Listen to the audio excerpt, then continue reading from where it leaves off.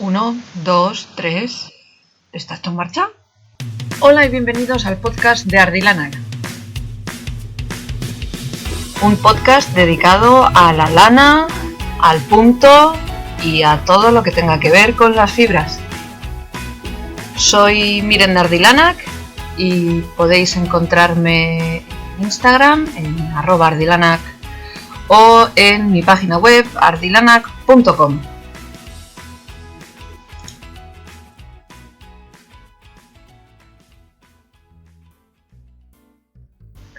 Bienvenidos al 6º capítulo del podcast de Ardilanac.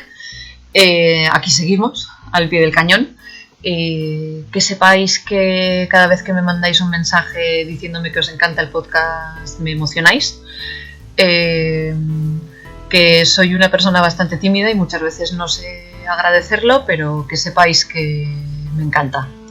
Agradecer también que cuando me mandáis las preguntas me las mandáis vía el cuestionario de contacto de la página web o me mandéis un correo electrónico, porque así me puedo explayar más a gusto. Pero también agradecer a quienes me mandéis los mensajes por los privados de Instagram y demás. Esta semana me habéis hablado de vuestros experimentos con el tinte, en los mensajes en YouTube también. Así que si ponéis fotos o lo que sea, porfa, etiquetadme porque me llama mucho la atención qué hacéis con los deberes que os mando y demás.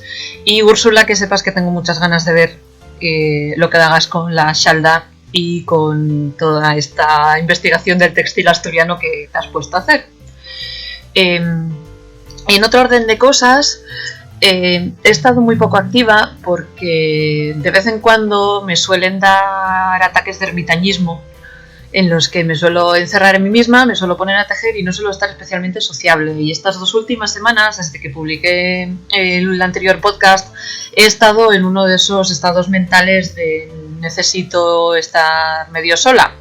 Necesito estar medio sola suele resumirse a me quedo encerrada en mi vida cotidiana y no suelo dar muchas señales de vida, pero que sepáis que estoy aquí.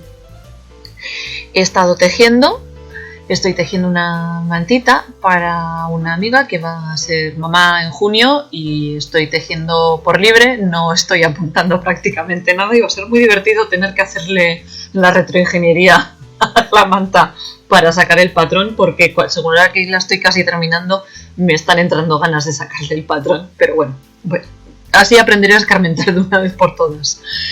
En otro orden de cosas también estoy tejiendo un jersey de cuello redondo, del que ya os hablaré porque es parte de un proyecto del que os hablaré dentro de en el siguiente podcast o en el siguiente, porque todavía no estoy del todo preparada para hablar de ello, aunque Cucufracac y Guruce tengan ganas de matarme a collejas, porque todavía no digo nada del tema.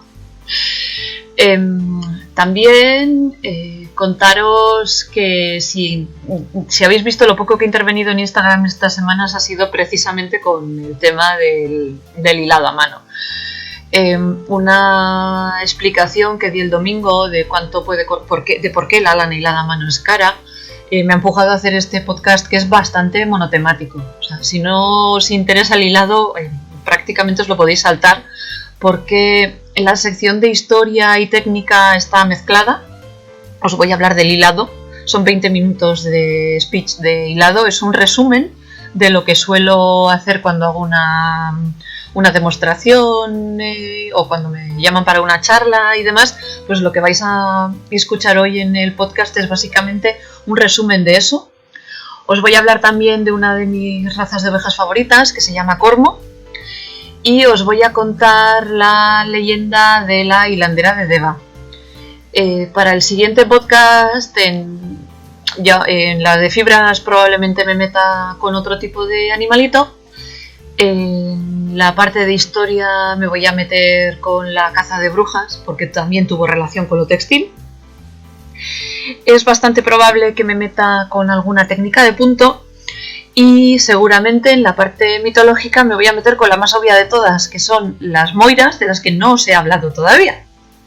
Y que me anda carallo, ya llevamos 6 capítulos y todavía no os he hablado en ningún momento de probablemente las más famosas del mundo, ¿no?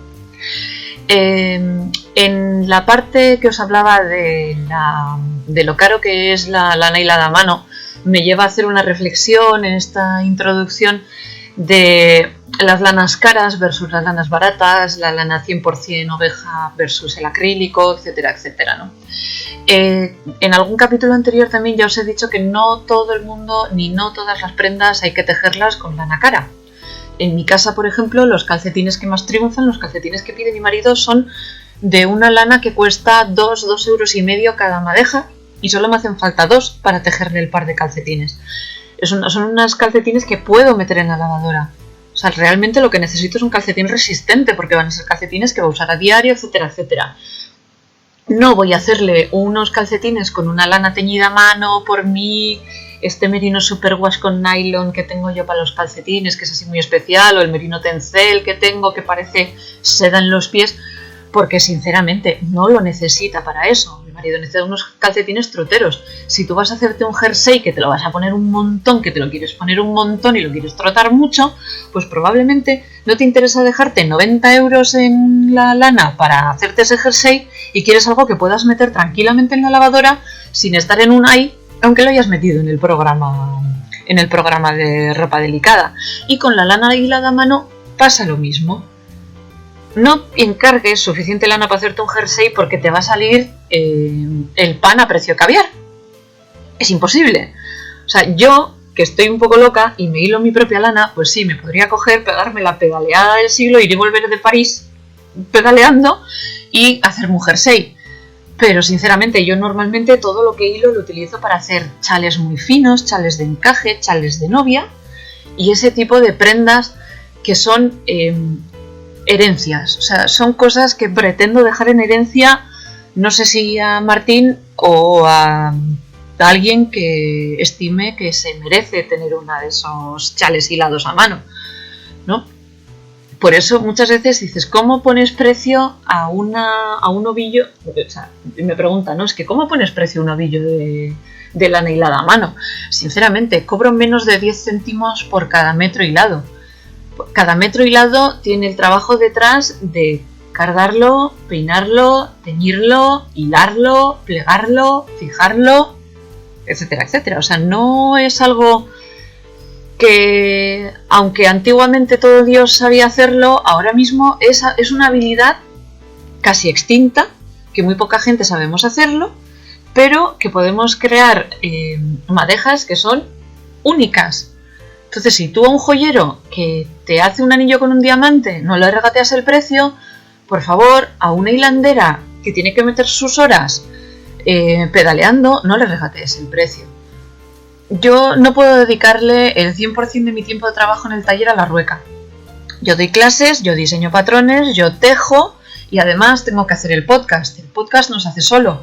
O sea, tengo que investigarlo, la mayoría de las fuentes que utilizo están en inglés, tengo que traducir cosas, aunque las lea y, por ejemplo, el siguiente segmento lo haga prácticamente de memoria, necesito hacer apuntes y necesito tomarme prácticamente 2 tardes para grabar este podcast que suele andar entre los 45 minutos y la hora. La parte del podcast no me la paga nadie. Las clases sí, los ratos que paso tiñendo sí, y los ratos que paso tejiendo probablemente si alguien me ha encargado lo que estoy tejiendo. Pero pensad que muchas de las cosas que hacemos las hacemos realmente por amor al arte y tenemos este vicio de vivir de nuestras manos. Así que si os interesa todo esto que hacemos, no hace falta que compréis madejas hiladas a mano, no hace falta que compréis madejas teñidas a mano, pero muchos de nosotros tenemos patrones en venta, o tenemos un Patreon, o tenemos un Ko-fi. Nos podéis echar una mano con todo este trabajo que hacemos de intentar mantener cosas que se están perdiendo y sinceramente todo se agradece. Yo lo que más suelo agradecer es cuando la gente se teje algo con algo que he hecho yo o se teje uno de mis patrones, así que por favor, como siempre, me etiquetáis, ¿vale? Recordaros como siempre que si queréis poneros en contacto conmigo tenéis el Instagram, tenéis la página web y tenéis el correo electrónico. Y ya sin más dilación paso a explicaros todo el trabajo que lleva hilar una madeja. Espero que os guste y empezamos con el resto del podcast. En esta sección de técnicas esta semana os voy a hablar de cómo se trabaja artesanalmente la lana hilada a mano. La gran diferencia entre la lana hilada a mano y la lana que se puede conseguir de manera comercial, incluso la que teñimos los tintoreros independientes, es que empezamos el proceso mucho antes de tener la madeja hecha. El proceso habitual empezaría esquilando a las ovejas. Hace un par de capítulos os hablé de cómo se esquilaban las ovejas, ¿no? Así que no me voy a meter en profundidad con la parte del esquilado, pero bueno, que sepáis que cogemos una oveja, le rapamos el pelo. Habitualmente las ovejas que se crían para lana comercial, sobre todo en rebaños pequeños y de lanas así un poco más exclusivas, suelen estar encapotadas. ¿Qué es una oveja encapotada? Es una oveja que a partir de cierto momento en el que el vellón ya tiene cierta largura, se les pone una capota para evitar que se les peguen hierbitas y suciedad variada, porque a las ovejas pues les gusta tirarse en el suelo, les gusta revolcarse por el suelo, etcétera, etcétera. Entonces esta capota permite que el vellón esté más limpio una vez se esquila. Lo dicho, se procede al esquilado de la oveja, mandamos a la oveja por un lado y nos quedamos nosotros con el vellón. Luego tendríamos que seleccionar las partes del vellón, porque aunque todas las partes del vellón se pueden utilizar, las diferentes partes nos dan las diferentes categorías de lana, ¿no? Entonces, una vez quitamos todo lo que son las partes que no nos interesan y nos quedamos ya con la parte del vellón que más nos interesaría para hilar, lo que haríamos sería limpiarlo. Antiguamente se limpiaban en el río y cosas por el estilo. Hoy en día pues limpiamos en casa. Las diferentes razas de ovejas suelen tener diferente cantidad de lanolina, entonces hay algunas que apenas necesitan un par de sumergidas en agua y otras pues que tienen mucha lanolina o vellones que están muy sucios pues llevan mucho más trabajo. Cuando yo he solido limpiar vellón lo he tenido que hacer en mi casa y he tenido que condenar la bañera durante un buen rato para poder hacerlo. Muchas veces, como las lanas que yo he obtenido son de ovejas que tienen mucha lanolina, he tenido que encontrar la manera de quitar ese exceso de lanolina antes de proceder a limpiar el vellón, ¿no? Yo lo que he solido hacer ha sido poner el pelo, la fibra, el vellón o el trozo de vellón que esté limpiando con agua muy muy muy caliente y apenas manipulándolo echarle fairy al agua y luego apenas manipulando el vellón sumergirlo en ese agua y dejarlo ahí. Al día siguiente me encuentro una capa superior de suciedad un poco aceitosa, se retira esa capa superior y ya habríamos quitado buena parte de la lanolina y podríamos seguir limpiando. Es interesante limpiar con un poco de cuidado porque la forma más rápida de estropear la lana es justo en esta parte del proceso, ¿no? Esta parte de lavar el vellón es donde podemos meter la pata, frotar demasiado y fieltrar el pelo. Así que tenemos un poquito de cuidado y ya pues pondríamos esta fibra que hemos limpiado, la pondríamos a secar y una vez seca, lo mejor es dejarla secar al aire libre. Una vez seca podríamos proceder a, si queremos, teñirla o si queremos empezaríamos con la carda. Se puede teñir en este momento del proceso o ya procederíamos con la carda. Se puede cardar con cardas manuales, que son como dos paletinas ligeramente curvas. Bueno, la mayoría son ligeramente curvas, con pinchos y podemos usarlas para cardar por piezas o podemos utilizar para cardar un aparato que se llama cardadora de tambor. Si buscáis en el canal hay un vídeo en el que se me puede ver a mí utilizando la cardadora de tambor para hacer batch, no para cardar la lana como tal, sino para mezclar distintos colores y distintas texturas, que es para lo que yo utilizo mayoritariamente mi cardadora. Cardaríamos la lana y una vez cardada se puede peinar o se puede hilar directamente de las napas o bats que salen de la cardadora. Ya llegaríamos a la fase de crear el hilo como tal Y para crear el hilo como tal ya sabéis que tenemos dos herramientas principales, una la más manual o menos mecánica, que es el uso, ya os hablé de los distintos tipos de uso, etcétera, etcétera, y luego tendríamos la que ya implicaría pedales y uso de dos manos, o sea que ya utilizaríamos muchas más partes de nuestro cuerpo, que es la rueca. Hay una especie de follón y división sobre qué es una rueca, si la rueca es lo que tiene la rueda, si la rueca es donde se pone la fibra. Es algo que a mí en castellano no me queda nada claro, porque esto va por barrios, va por comunidades y a veces va incluso por valles, pero en inglés las palabras están extremadamente bien definidas. Spindle es un uso, distaff es el palo en el que algunas personas utilizan para poner la fibra que van a hilar, y spinning wheel es la rueca, o es la rueda de hilar, o máquina de hilar, o diferentes maneras en las que se llaman diferentes zonas.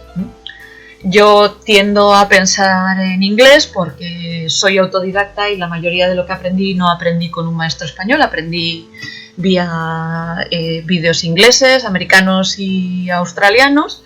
Entonces casi toda mi nomenclatura en mi cabeza va en inglés.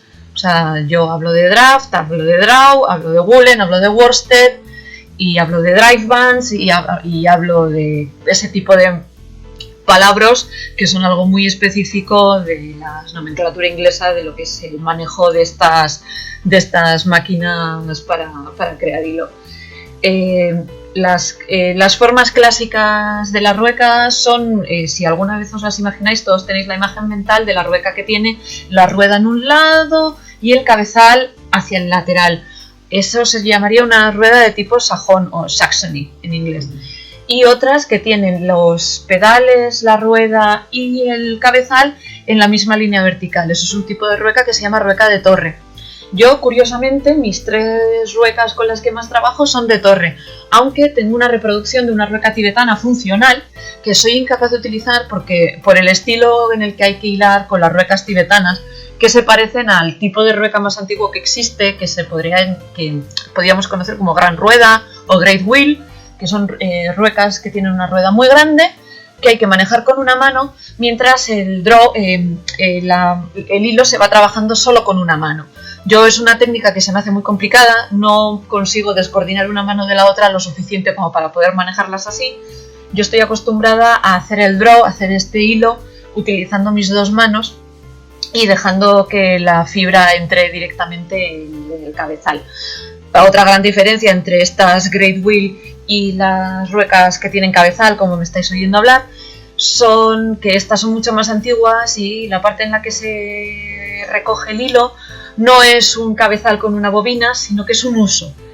Realmente la Great Wheel es el momento en el que alguien se harta de tener que usar el uso y parar y recoger, y lo que hace es mecanizar ese uso con una rueda que hace que vaya un poco más rápido el tema de la recogida y demás. Esto se cree que se inventó en China y que en Europa entró a través de Arabia hacia el siglo XI, etcétera, etcétera. Entonces el cuento que nosotros conocemos de la bella durmiente, que es la que se pincha con el uso de la rueca, sí que se pincha con un uso. El problema es que para cuando Perrault recogió la leyenda y empezaron a ilustrarse estos cuentos, se ilustra un cuento con una rueca que en vez de tener un uso tiene un cabezal. Es imposible pincharse con el cabezal. Con el uso sí, pero con el cabezal no. Entonces a veces ese follón de, pero ¿cómo se va a pinchar con una...? No, o sea, sí que se puede pinchar a la bella durmiente. La realidad es que el origen del cuento es mucho más antiguo que cuando se recogió. Hay una especie de leyenda urbana que dice que la zona del cabezal se la inventó Leonardo da Vinci. Es una leyenda urbana. Leonardo da Vinci, entre sus dibujos y sus proyectos, tiene un proyecto de rueca. Obviamente este hombre le daba a todo, como no le iba a dar a algo que era fundamental y de la vida cotidiana, ¿no? Y sí que diseñó una rueca, pero no es un tipo de rueca de las que se utilizan ahora. A mí me causa mucha curiosidad. Quiero conseguir una reproducción de la lámina donde está la rueca.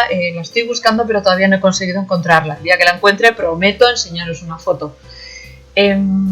Realmente el sistema de bobinas actual que utilizamos en las ruecas modernas se inventó en 1738 por unos señores que se llamaban Paul and Wyatt. Unos señores ingleses fueron los que inventaron este sistema de bobinas intercambiables, etcétera, etcétera. Y que sepáis que, así como curiosidad, que le pusimos pedales a las ruecas en 1533 en Brunswick. Luego llegó la Revolución Industrial y ya sabéis que lo primero que revolucionó la Revolución Industrial, además de la agricultura, fue precisamente esto de hacer hilo. Entonces, desde entonces, las ruecas y esta hilatura a mano se quedó como algo más artesanal, algo más anecdótico, porque ya había máquinas más automatizadas que lo hacían. A día de hoy todavía se siguen construyendo ruecas. De hecho, hay algunas que están muy modernizadas, hay diferentes marcas, etcétera, etcétera. Algunas que mantienen un aspecto más clásico en sus ruecas, otras que pasan olímpicamente del aspecto clásico y se van a objetos que mucha gente no los identifica con una rueca hasta que los ven en marcha, ¿no? A mí me pasa mucho cuando hago una exhibición por ahí, me suelo llevar mi rueca más antigua, que es una rueca de torre navarra que tendrá unos 110 años. Me la suelo llevar por ahí. Es funcional, lo que pasa que a veces me peleo mucho con ella porque es muy terca y no suelo hacer las exhibiciones con ella.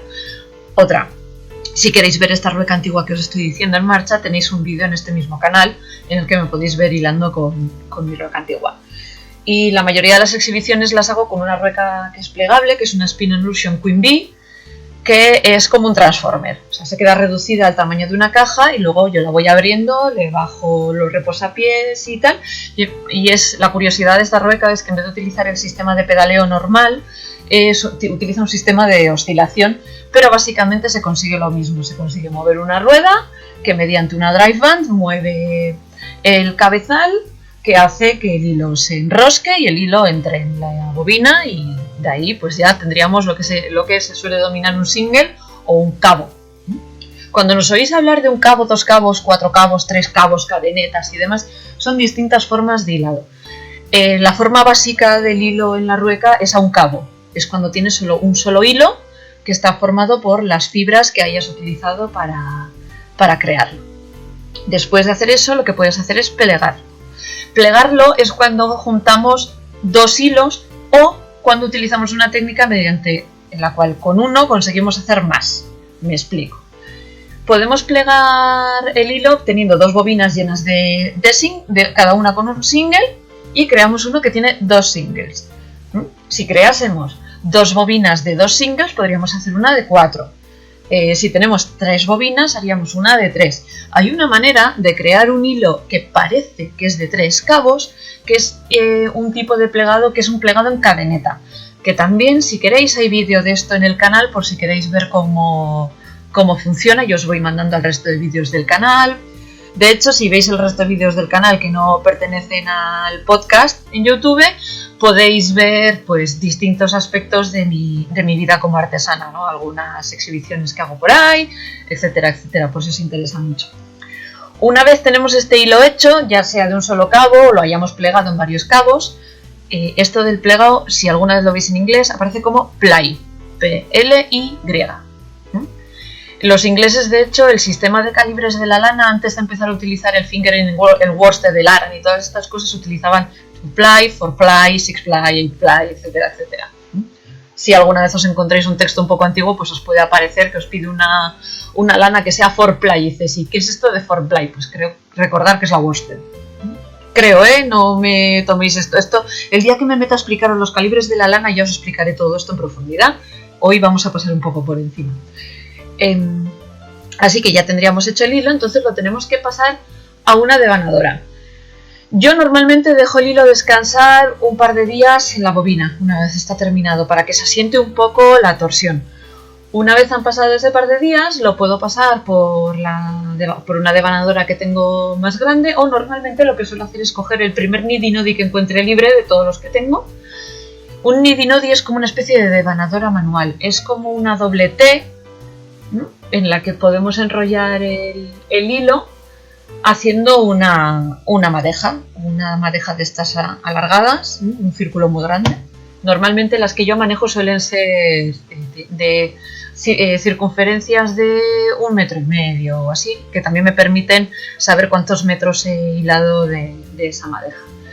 Una vez pasadas a este nidinodi, también las dejo descansar un par de días este nidinodi para que el estiramiento que sufre el hilo cuando está en el nidi le ayude a relajar un poco más de la torsión, porque muchas veces el hilo de la bobina suele salir un poco torsionado. Además, el objetivo es hilar lo más equilibrado posible el hilo, pero a veces, por lo que sea, se te puede ir la torsión y no es ningún crimen, y hay maneras diferentes de asentar la torsión, o a veces incluso quieres que sea un hilo que tenga mucha energía porque quieres hacer luego algo específico con ello, o quieres tejer algo que pida un hilo de mucha energía. Un hilo de mucha energía es un hilo que tiene mucha torsión. Una vez lo sacas del nidinodi, habría que fijar el hilo. ¿Se puede tejer directamente con un hilo recién hilado que solo haya descansado? Sí, por poder se puede. Personalmente recomiendo pegarle la paliza que requiere para fijarlo, para que esté más relajado el hilo y se comporte con un poco menos de carácter. ¿Qué se hace para esto? Se ata el hilo en el propio nidinodi, se saca del nidinodi y luego lo que se hace es limpiarlo pasándolo por agua tibia con algún jabón neutro o champú. Cuando no tengáis un jabón neutro, utilizad el mismo champú que utilicéis para vuestra cabeza, a menos que seáis como yo, que tengáis el pelo un poco blanco y utilicéis un champú de estos para que tengan un poquito de color. Lo limpiáis con un poquito de este champú y luego lo que hay que hacer es darle una paliza. Es muy relajante, coger la madeja mojada, escurrirla un poquito con una toalla, porque si está cargada de agua os podéis hacer daño, podéis salpicar todo, y le dais contra el borde de la bañera. Si no tenéis una bañera, os metéis dentro de la ducha, contra la mampara de la ducha, no por Dios, que es un cristal, le dais contra el azulejo de la pared, ¿vale? Y una vez terminado esta parte del proceso, ya veréis que con la paliza pierde buena parte del agua, lo único que os quedaría hacer es colgarla a secar. Si aún después de esta paliza sigue teniendo mucha energía, se puede poner a secar colgándola con un peso. Puedes comprar pesos en plomos en tiendas de pesca, de estos que son circulares, que los podrías enganchar con un ganchito y engancharlo de uno de los hilos que hayas utilizado para atar la madeja. O puedes coger medio kilo de arroz, meterlo en una bolsita de plástico y colgar ese medio kilo de arroz. La cosa es que esté estirada con peso. Una vez dejada estirar, dejada secar, una vez está seca, ya la madeja estaría preparada para tejerse, perdón. ¿Cuándo podemos teñirla? Pues podemos teñirla en el proceso justo anterior, cuando la hemos lavado.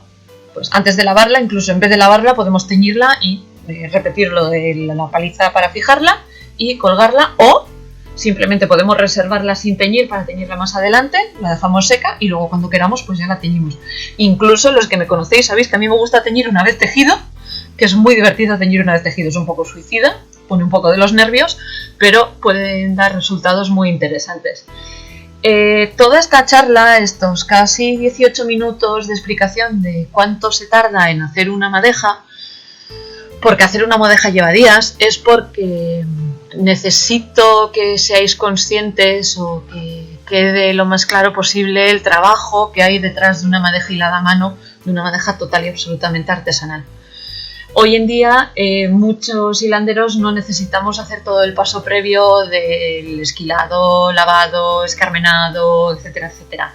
Podemos conseguir la fibra ya peinada o ya cardada. Yo personalmente trabajo casi siempre con fibras que ya están peinadas o ya están cardadas, a menos que sea un encargo muy específico en el que haga ya todo desde cero. En ese caso pues ya me muevo un poco más, pero normalmente lo que suelo hacer es hilar directamente desde fibra ya peinada. Aún así, el proceso sigue siendo larguísimo, porque el proceso más largo de todo esto no es ni limpiarlo ni cardarlo, es hilarlo. Según el calibre que vayas a intentar conseguir, además, es más complicado todavía. Si os pica la curiosidad, mi récord de metros en 100 gramos está en una madeja de 2 cabos que mide 1100 metros, lo que implica que son 2200 metros de un solo cabo hiladas con mi kiwi, que es probablemente una de las ruecas más asequibles que hay en el mercado. No recomiendo compraros una rueca sin saber si os gusta hilar. Mi recomendación siempre es empezar a hilar con un uso y luego dar el salto a la rueca. Si tenéis la posibilidad, de hecho, de probar una rueca antes de coger y lanzaros y compraros una rueca, porque es un gasto, os animo a ello. Aquí en Ardilana, si queréis, podéis venir y hacer un cursillo para aprender a manejar una rueca. Os podéis poner en contacto conmigo para preguntarme cómo se hace, pero lo podéis hacer. Y también suelo enseñar a hilar con uso. Hay varias por ahí. Y bueno, otro día os hablaré de cómo elegir una rueca, si os queréis meter por ahí, y cómo elegir una rueca antigua, porque muchas veces nos suele dar la tentación de comprarnos una rueca antigua porque son muchísimo más baratas que una rueca moderna, una rueca nueva que esté sin usar, y podemos llegar a meter la pata. Para eso contaré con la inestimable ayuda de mi amiga Inara, que sabe latín sobre cómo elegir una rueca antigua, porque ella maneja varias y las maneja muy bien. Voy a intentar grabar esta entrevista con ella para el siguiente podcast, para el número 7, así que estad atentos y escuchadnos dentro de 2 semanas para, si os ha picado el gusanillo con esto y tenéis una rueca antigua y no sabéis si funciona o si la podréis hacer funcionar, venís dentro de 2 semanas y nos escucháis a Inara y a mí contaros en qué os tenéis que fijar para elegir una rueca. Y así, después de esta explicación de 20 minutos sobre el proceso y un poquito de historia del hilado, pasamos a la sección de bichos y pelos, en los que hoy os voy a hablar de una de mis razas de ovejas favoritas, que se llaman cormo. Hoy en esta sección de bichos y pelos, como ya os he dicho, como ya os acabo de decir, os voy a hablar de la raza de ovejas cormo. Es una raza bastante joven y yo he tenido la suerte de conseguir unos 200 gramos de su fibra y haberla hilado. Así que os voy a hablar de estas ovejas con experiencia propia. Se desarrolló en Tasmania en los años 70 del siglo XX y fue un experimento del pastor Ian Dowie y la geneticista Helen Newton, que intentando mejorar el rebaño de Saxon Merino de Downey para aumentar la fertilidad, el tamaño y la cantidad de vellón de estas ovejas, mezclaron machos de raza Corriedale con hembras de raza Merino. El nombre cormo es una especie de juego de palabras entre el nombre de los padres, que son Corriedale, y las madres, que son Merino. Cormo viene de ahí. Una de las curiosidades de esta raza es que para su desarrollo se utilizaron el análisis por ordenador de los datos que iban consiguiendo de la producción de estas ovejas.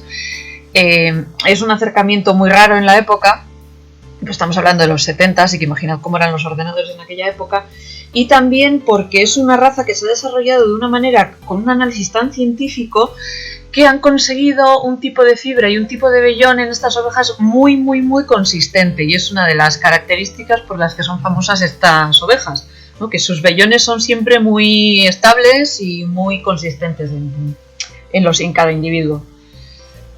Dentro de la raza los vellones suelen variar entre los 17 y 23 micrones. Si os acordáis de capítulos anteriores, sabéis que el conteo de micrones, cuanto más bajo, más fina es la hebra. Y si os acordáis del último capítulo que hablamos del factor picajoso, la parte en la que la fibra ya empieza a resultarnos picajosa es cuando tiene 3 micras o micrones. Así que 17 micrones, pues imaginaos lo fina que es esta fibra, ¿no? El control que exige la crianza de esta raza consigue que dentro de un vellón individual la diferencia en el 90% del vellón sea de tan solo 2 micras. O sea, si tuviésemos un vellón de 17 micras de media, pues tendremos solo 2 micras de diferencia, ¿no?, en el resto. Suelen ser ovejas que se suelen criar encapotadas. Recordad lo que os estaba contando antes de cómo se procesa la fibra, que hay razas de ovejas a las que se les encapota. Esto es cuando les ponen una especie de abrigo a las ovejas encima del vellón para que no se ensucien. Esto es complicado porque además hay que ir cambiándolo según va creciendo el vellón y demás, porque a las cormos se las encapota muy pronto, para que el vellón esté lo más limpio y lo más prístino posible.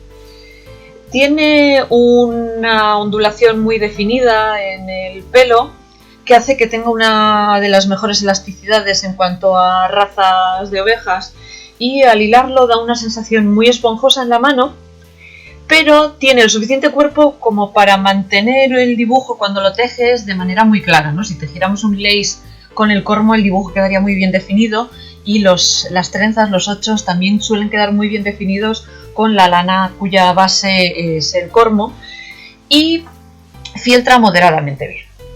En cuanto a, ya sabéis que luego siempre os hago una sección de datos en esta parte, el peso del vellón suele variar entre 2,3 y 5,4 kilos y entre el 50 y el 65% del vellón suele ser utilizable. Esto significa que hay una parte grande del vellón que no se llega a procesar para hilado. El largo de la fibra es entre 8 y 12 centímetros, o sea que nos encontramos ante una fibra que es bastante larga, que a la hora de hilarla, por ejemplo, podríamos hacer un draw bastante separado. El diámetro, como ya os he dicho, varía entre 17 y 23 micras y el rizo suele ser denso, regular y bien definido. Aquellos que vivisteis los 80 os acordaréis de estas planchas del pelo que dejaban el pelo como las patatas onduladas.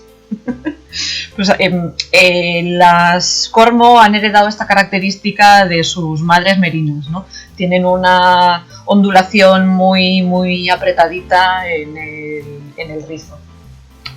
Mayoritariamente suelen ser de color blanco, porque cuando se empezaron a criar se centraron en las ovejas de color blanco, pero hay algunas líneas de crianza que desarrollan otros colores y demás, depende de qué cruces haya utilizado para conseguir las ovejas de base. A la hora de teñir, cogen bien el color, pero no cogen el color con mucha intensidad. Yo cuando he teñido cormo no he conseguido colores extremadamente saturados, no sé por qué, no sé a qué se debe, pero conseguí colores más bien, no tonos pastel como tal, pero sí tonos bastante apagados. Es bastante probable que fuera un problema mío como tintorera y no de la propia raza. Pero sí que es cierto que los colores que conseguí fueron un verde bosque así bastante apagadito y un azul gris tormenta, que es el que tengo aquí ahora entre mis manos y que estoy apretando mientras os estoy hablando porque es muy divertido apretar el cormo. Es un color así como gris tormentoso, muy, muy bonito. Os lo pondré luego en las stories de Instagram por si queréis ver cómo quedó. A la hora de preparar el vellón para hilarlo, hay que lavarlo de manera bastante delicada. O sea, es una fibra que, porque siendo muy finita, pues hay que manejarla de una manera bastante delicada, pero una vez hilada es una fibra que resiste muy bien. Pero mientras tanto, pues hay que tener un poco de cuidado a la hora de lavarlo y a la hora de cardarlo, aunque admite todo tipo de carda, peine, carda de manual, carda de tambor, flicker, le puedes meter prácticamente cualquier cosa, incluso hilar directamente del mechón. O sea, es una de esas razas de oveja que una vez limpiadas puedes hilar directamente del mechón, incluso recién esquilada la oveja puedes hilar directamente del mechón. Sí que hay que tener un poco de cuidado porque si la sobremanipulamos es muy fácil que se enrede. Pasa bastante parecido a como cuando tejes moher, que se enganchan entre ellos y luego es un coñazo soltarla, pues al cormo a la hora de hilar le pasa algo parecido. Hay que tener cuidado a la hora de hilarlo porque florece mucho cuando se pliega. Entonces tú puedes estar hilando algo muy finito creyendo que es algo que te va a quedar muy finito y luego una vez hilado, si estás intentando conseguir un lace, te sale un fingering. Hay que siempre intentar hilar un poco más fino del resultado final que quieres conseguir. Es muy fácil de hilar, es una gozada, es como pura mantequilla entre los dedos a la hora de hilarla. Es una fibra muy poco peleona, entra de maravilla en la rueca y es una de las fibras más agradables para hilar que han pasado jamás entre mis manos. Ya os digo, tengo dos trencitas pequeñas, que es lo último que me queda de este cormo que me consiguió Birte Kurz hace unos años, y creo que en cuanto termine lo que tengo ahora mismo en el abejorro me pondré con estas trenzas para conseguir un novillito que seguramente voy a intentar tirar a un lace y hacer con ello luego algún chal o alguna pañoleta para el cuello o alguna cosa para el estilo. A la hora de tejerlo estamos hablando de una de las fibras que mejor se aceptan contra la piel y de hecho es una de las fibras más recomendadas para hacer prendas de bebé junto con el merino. si queréis hacer prendas 100% de oveja para niños y conseguís cormo, que no sé si se produce de manera comercial todavía. No estoy segura, tengo que investigarlo. A la hora de hacer el podcast no he tenido tiempo de mirarlo, entonces no sé decir si hay ovillos de cormo, así como sí que se pueden encontrar ovillos de Bluefin Leicester, que es otro tipo de oveja que ya os hablaré de ella. Pues el cormo todavía no he visto que haya ninguna marca más o menos grande o pequeña que trabaje con estas ovejas. Si tenéis una hilandera cerca, pues probablemente sí os podría conseguir este tipo de vellón y sí os podría conseguir una madeja especial.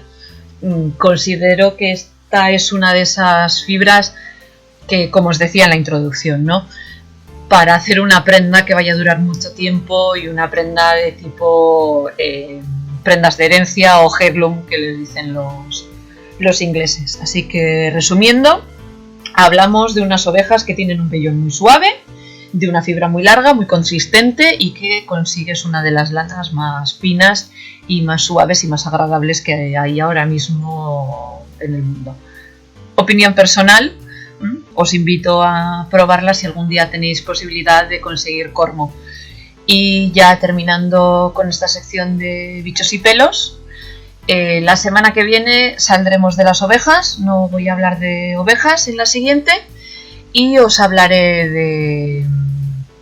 Todavía no he decidido si volveré a meterme con cabras y hablaros del paigora o si ya me meteré con las alpacas y los camélidos. Eso, tiraré una moneda al aire y decidiré a cuál me voy a dedicar. Y sin más, os dejo con la sección de la historieta y la leyenda y pasaré a contaros otra vez una historia del País Vasco. La hilandera de Deva es una historia que podríamos dividir entre la leyenda y la historia real, que transcurre en un pueblecito que queda cerca de aquí, cerca de Eibar, en la costa, que se llama Deva.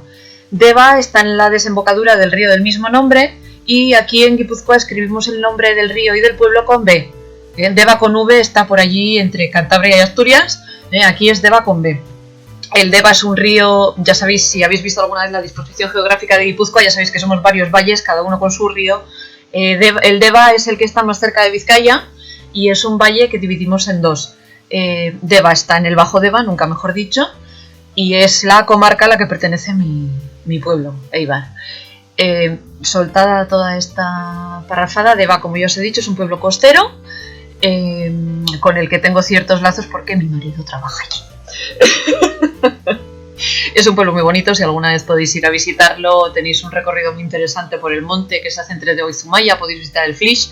Los fans de Juego de Tronos, que sepáis que esto más en la zona de Zumaya que en Deva, pero el Flish de Zumaya es Dragonstone, Roca Dragón. Si habéis visto la 7ª temporada de Juego de Tronos, la playa en la que desembarcan Daenerys y compañía es la playa de Dragonstone. Las escalinatas están más en el lado de Vizcaya y es San Juan de Gastelugache. Ya os hablaré de aquel lado de Vizcaya en algún momento, pero hoy vamos a quedarnos en esta parte de la costa guipuzcoana. Y en concreto os voy a hablar de André Madalén, la hilandera de Deva. Transcurre más o menos hacia el año 1500 y habla sobre André Madalén, que era la señora de la Casa Torre de Zubelzu. Las casas torres son un tipo de construcción que todavía sigue en pie en muchos pueblos del País Vasco y tuvieron mucho que ver en las guerras de bandos o de banderizos, que es una fase de la época medieval del País Vasco que es muy interesante, pero no voy por ahí. Lo dicho, André Madalén, que era la señora de la Casa Torre de Zubelzu, adora bailar. Era muy famosa porque era muy bella y porque adora bailar y era muy buena hilandera. Tenía una hija que se llamaba Catalinchu, que era la única pariente de su familia que seguía viva, porque todos los varones de la familia, su marido, sus hijos y demás, habían muerto en la guerra marítima que se traía la costa vasca contra los franceses. Tanto Catalinchu como André Madalén eran muy famosas porque eran muy guapas. Un día, paseando por la playa de Deva, se encontraron a una multitud que estaba rodeando a un náufrago que había aparecido en la playa. El náufrago era claramente francés, los franceses eran el enemigo, y los del pueblo que estaban rodeando a este náufrago francés, que estaba inconsciente, estaban discutiendo cómo lo iban a matar. Si colgándolo, si pegándole un arcabuzazo o qué. André Madeleine, que era una persona muy religiosa y muy piadosa, y lo de matar y la venganza y todo esto no le gustaba nada, convenció a sus compatriotas de que no matasen a este hombre joven y que le ayudasen a llevárselo a su casa para que convaleciese y se recuperase. Este náufrago era Gastón de Châtellonnet, que era el hijo del vizconde de Aprefort. Este vizconde de Aprefort conocido, era el hombre más odiado de la costa vasca y había muerto 2 años antes. Gastón no había heredado este título de hombre más odiado de la costa vasca, pero sí había heredado el título de vizconde y además había heredado el mando de una carabela de guerra. Había naufragado en Deva porque era un chaval bastante temerario y se había metido en una aventura en la que no se tenía que haber metido y había acabado hundiendo el barco. Total, que durante la convalecencia con André Madeleine y Callálin, pues le coge mucho cariño a André Madeleine y se enamora de Callálin, y Callálin se enamora de Gastón. Pero André Madeleine, mientras tanto, había escrito a la madre de Gastón, y la madre de Gastón manda a uno de sus criados para que vaya a buscar a Gastón y le diga que ya va siendo hora de volverse para Francia. El caso es que Gastón remolonea un poco, pero al final acepta que no le queda más remedio que volver, y cuando ya él y Catalinchu están un poco tristes porque se van a tener que separar y demás, aparece un galeón inglés, allí fondea delante de Deva, se baja el contramaestre y dice que está buscando a Gastón. Le entrega una carta que es de la madre de Gastón, que dice que si no vuelve lo va a repudiar y lo van a nombrar traidor. Entonces, claro, Gastón le pide consejo a André Madeleine y André Madeleine le dice que lo mejor que puede hacer es volverse a Francia, que está muy triste porque se tiene que marchar, pero que es lo mejor que puede pasar para todos. Gastón intenta convencer a André Madeleine y a Catalinchu de que vayan con él. Catalinchu está dispuesta, pero André Madeleine dice que no. André Madeleine no quiere moverse de Deva y ella prefiere quedarse allí. Catalinchu pues no se separa de su madre.